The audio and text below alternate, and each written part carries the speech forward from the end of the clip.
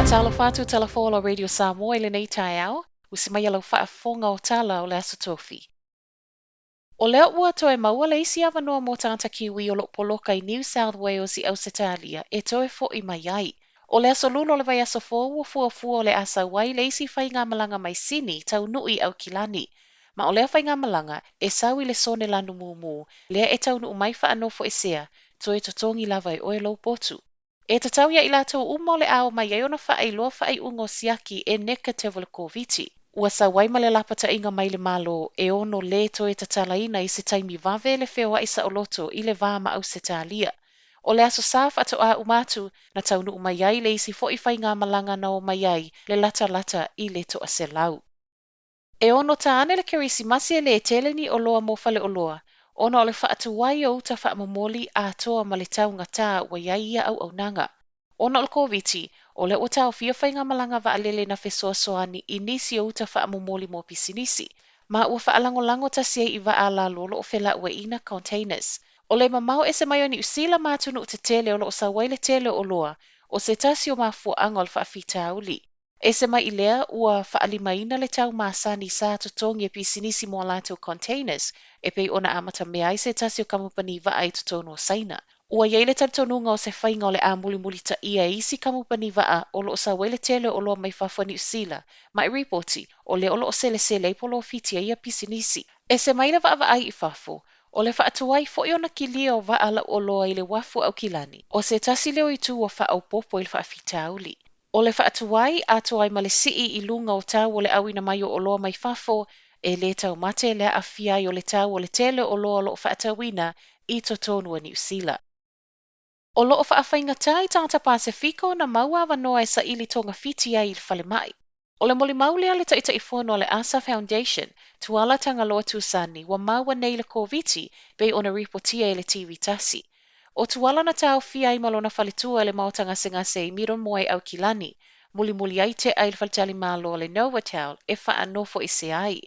Peitai, o le tinga ina tele i le ulu tinga, le mawhaina moe, whaatase i male whaafainga tau na mānawa o le whaletua, na tau mawhaia i loa e Talosaga le o whainga luenga mo se fesoa soani. Peitai na taliane na o le Panadol, ma na wha i loa fo i ai wa mo o mia vave se fo mai whaapia le ambulance. Na i ulava ina toe wala au e tuala la na i lava ambulance, i tu la muli ai, whaato a mawatu le avanoa o le whaletua i le falemai ma e whaapea, na collapse pepa u i le taimi nau o atua i le falemai. Ua Talosaga i le Pacific Leadership Forum i le soifua maloloina, ina ia vave ona faia se suesuega i le tau fio tangata wa mau i le Koviti, ma i le anga i atu i le falemai. O le fitus fulfapa sene o cases faamaoni o le Delta o lo iai nei o tangata Pasefika, ma o le toa tele lava o tangata Samoa. I moli mau atuala, e le na o i o lo ui ai, o lea fo ina ia mautala mai isi o tātou tangata, ua o ile langona faavaivai o na ole le ai o se fesoasoani. O le vaiaso taluai, lea fo ina sa waitala o whaitionga tangata Pasefika o lo whaanofo e sea, o na ole le o mea ai, whaapea vai inu. Ua Talosaga charities ma social workers e whaia se suesuega i le working income, o na ole le o na vaai o tangata kiwis o lo mo o mia le fesoasoani.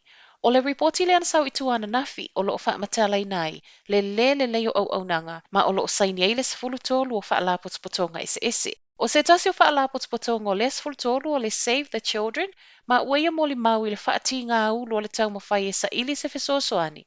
Tu e tau mawhai e sa ili whaamaumau ngai whaamauni ai, le tūlanga whaingata wa iai. O lo mafuli le lefia fio i lato o tutu whaatasi.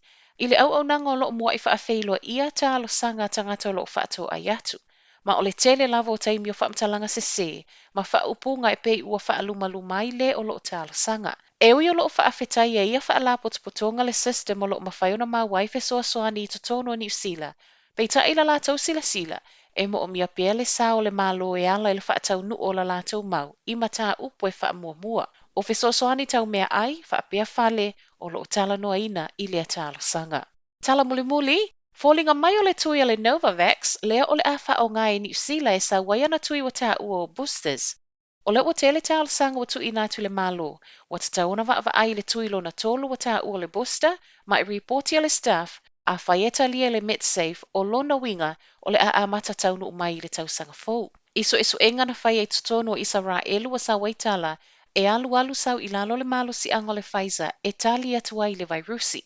I whaamaoninga ma le Minister Koviti Chris Hipkins, o le ua whaamoe e sau le uta tele, tusa ma le 5.1 miliona mai le Novavax I totono o le kwata mua le lua afe lua sifululua.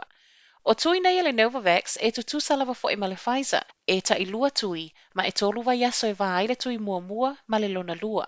O nei fuafuanga uma le afa alangolango I le ioe le MedSafe ia na suesuega, ai mo le Pfizer lo whaasolo pia nei, o le fo'i ua whaamautino mai ua whaaupopo le isi oka fou o tui. Tala nao le nei tae au, manuia le nei aso.